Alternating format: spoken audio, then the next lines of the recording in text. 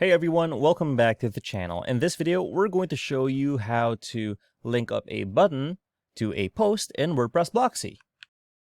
In a previous video, we linked up this button here to take us to the About page. And for this video, we want to link this up to a blog post. Let's go ahead and click on Edit Page and open the block editor here. And let's find an example blog post to get the link of. And let's scroll down here, and let's say,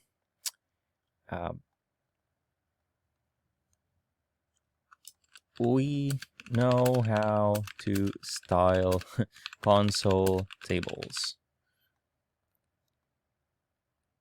And then we can just click on this and find out more, right? And over here on the link area, we can click on this pencil icon,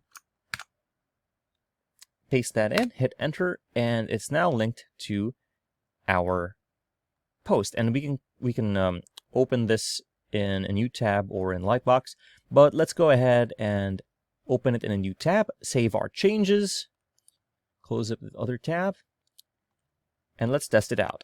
Okay, let's reload our site, and you can see we changed up our header over here. And to find out more about how to style a console table, let's click on that, and it opens up a new tab, and we are here on our blog post about styling a console table.